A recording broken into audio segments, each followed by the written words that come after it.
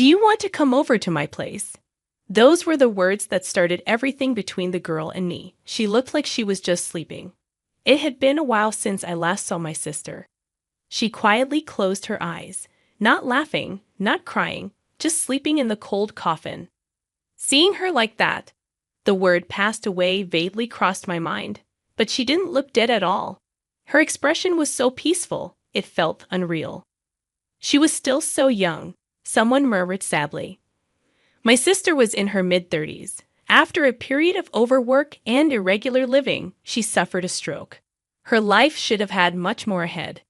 There must have been so many things she wanted to do, and she must have regretted it the most. What will become of Melanie? Someone's words shifted my gaze to a certain direction. In the far corner of the funeral home, a girl was holding my sister's portrait dearly. That was Melanie, my sister's only daughter. My sister married young and had a child, but her happy marital life didn't last long, and she soon divorced. Are you going to be okay on her own? Back then, our parents were very concerned about her, suggesting she should come back home because of her job and the child from her former husband. Yet she declined with a smile. I'm fine, leave it to me. Even now, thinking back, that line was very much like her. She was exceptionally responsible and family-oriented. That's probably why she said that, not wanting to trouble our parents. True to her word, she raised her daughter Melanie admirably. I hadn't seen Melanie since she was little because my sister was always so busy. When I saw Melanie again after such a long time, she was already a high school student, and I was amazed at how quickly she had grown. What will Melanie do now? Thinking about her future made me feel anxious, as if it were my own business. Mom, what's going to happen to Melanie now? In fact, she's going to a facility. What? I couldn't grasp the words immediately. It might have been the obvious course of action. But since Melanie was already alone and probably feeling lonely, being in an unfamiliar place could make her feel even lonelier. She must have cried a lot. Her eyes were red and swollen, her slender body shaking slightly as she hugged my sister's portrait tightly. Seeing Melanie and my sister's smiling face in the portrait made me want to help her, and before I knew it, I was walking towards her. What are you doing, Carl? I heard my mother's voice calling me, but I couldn't pay attention. Melanie. I stopped in front of her and called her name, and she slowly looked up and stared back at me. Carl. Her voice calling my name was trembling as if she was about to break. I bent down to meet her gaze and spoke gently, Melanie, if you want, would you like to come to my place? Hearing my words, her eyes widened. Carl. What are you saying? My mother hurried over and grabbed my shoulder, but I reassured her and continued, if you really want to go to a facility, then that's fine. But if not, come stay with me. While saying that, I suddenly remembered my sister's dazzling smile that I had seen since I was young. I want to protect this girl for my dearly beloved sister's sake. Melanie was staring at my outstretched hand, hesitating. I waited, not rushing her, letting her make the choice. Yes, I'll go, she said, looking at me with a determined gaze as she gently placed her hand in mine. If Mom could see this, she'd definitely cry. Yeah, I think so too.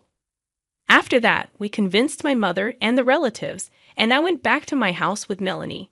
As soon as we entered the room, Melanie sighed with a look of disbelief, glancing around my room. It's fair to say it wasn't in the cleanest state. I should have made time to tidy up before bringing her here. I'd always been bad at organizing, something my sister used to give me a hard time about. And it brings back those memories. Really? You don't care about it? Never changed since the old days, a voice that sounded like my sister's echoed in my head, and I could even see her disapproving, which made me smile as I saw Melanie's face, thinking how much they were like mother and daughter. Carl, don't just stand there, let's clean up. That moment, Melanie handed me a trash bag, and I took it, snapping out of my reverie. Let's get to it. After about 30 minutes of cleaning together, the room, which had been a mess, was quickly tidied up. Then we decided to have a late dinner, opting for simplicity. We ate the junk food I bought on the way home, which Melanie seemed to enjoy, having not eaten it in a while. So, what should we think for beginning this new life? Can you commute to school from here? It's just a different bus route, so I can commute, she replied. I was worried that bringing her here on a whim might inconvenience her, but knowing that eased my concerns. Besides getting a new bus pass, the real challenge starts now. Is there something wrong? Melanie swallowed nervously, showing an anxious face. It's about cooking. Cooking? She didn't seem to understand at first, so I made sure to clarify. I'm not good at cooking, I said it with a serious face, releasing a heavy atmosphere, and she looked at me, blinking in surprise. I wonder if she thought it was odd for someone who's lived alone to say that. Up until now, I've been getting by with fast food or ready-made meals from the supermarket. But with Melanie living with me, it's a different story. It's not great for someone her age to have an unbalanced diet. As I looked down, unable to bear the silence, she suddenly burst out laughing. I hesitantly looked up, and she was shaking with laughter. This is a big deal for me, you know. Eating bought meals every day isn't really good, right? I know, that's true. Her continuing to laugh made me feel embarrassed, yet seeing her smile like that was somewhat reassuring. Mom was right. What do you mean? Mom used to say a lot. Carl is kind and decent looking, but when it comes to cooking, he's really hopeless. She smiled. I was surprised my sister had talked about me like that. I'll do the cooking. If I don't do anything after being brought here, Mom would scold me. Melanie's smile was bright. Simultaneously, her voice sounded pained and sorrowful, which just made my heart ache. I tried not to cry, just like she did, and put on a smile as I said, "Thank you, that would really help. Leave it to me." She flashed a bright smile, so much like my sister's that I almost let the tears spill. But I quickly looked away so Melanie wouldn't notice. Carl, what's wrong all of a sudden? No, it's nothing, just got something in my eyes. If I started crying now, I'd only make her worry unnecessarily. Plus, she's been putting on a brave face with a smile since the funeral, not shedding any tears. I needed to be strong too, I thought. After that, the days went surprisingly smoothly. Good morning, Carl. Turns out Melanie is a morning person. By the time I got up, she had already made breakfast and sandwiches for lunch, which really surprised me at first. Moreover, every dish she made was delicious. She learned from her mother since she was a kid. You're not a morning person, just like Mom. I'd always used to get up early. Actually, not always. But I wanted to seem like a good uncle in front of my niece, so I bragged a bit. Melanie was not only good at cooking, but seemed to be skilled in all household chores, teaching me various things. On days off, sort the laundry by colors to prevent color transfer. Trying not to laugh at her slightly proud posture, I responded, "Yes, Teacher Melanie."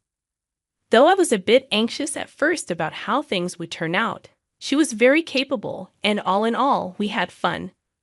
More importantly, I found myself feeling reassured by her gradually increasing smiles. Ever since the day I brought Melanie here, I've been reminded of my sister's words over and over. For me, my girl is like.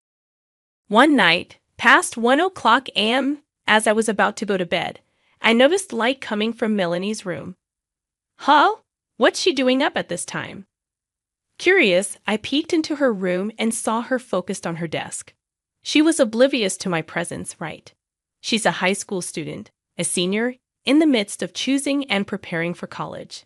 According to what my mother told me, her grades are among the top in her class.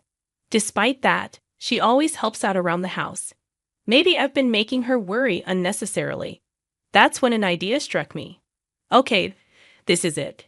It's Melanie who's working hard, and it will be her who faces the outcome, not me. There's not much I can do for her, but that's exactly why there are things I can do. Ouch! Hot water splashed onto my fingertip, the sound echoing in the quiet kitchen. Did Melanie hear that? For a moment, I tensed and expected a reaction, but there was silence. I breathed a sigh of relief. All right, this is good. Later, I visited her room again. After knocking softly a few times, I slowly opened the door. Melanie, startled by the sound, turned around with a jerk. What's up? Seeing the study notes filled with dense text on her desk, I could tell how hard she's been working. May I come in? Sure, given she's a teenager. I asked for permission before stepping into her room. Then, I offered her the tray I was holding. I remember your mom mentioned you like hot chocolate, so here. Melody took the tray, her eyes lighting up at the sight of the hot chocolate and hot dog, her face breaking into a happy smile. Hot chocolate and hot dog. That's an odd combo, right? Yeah, but that's all I could make, and I thought it'd be just right for a late-night snack. You like ketchup, right? I added so much. The hot dog was so simple, but I prepared them with all the love I could muster. Thank you, I'm really happy.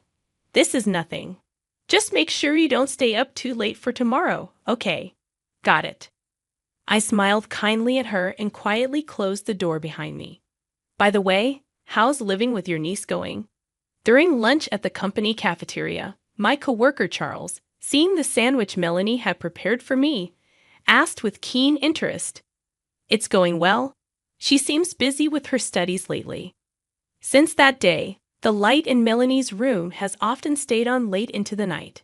She must be in the critical phase of her exam preparation. I've been quietly rooting for her. Last time I asked, she was about elementary school age. But now she's already that old. But really, it's amazing.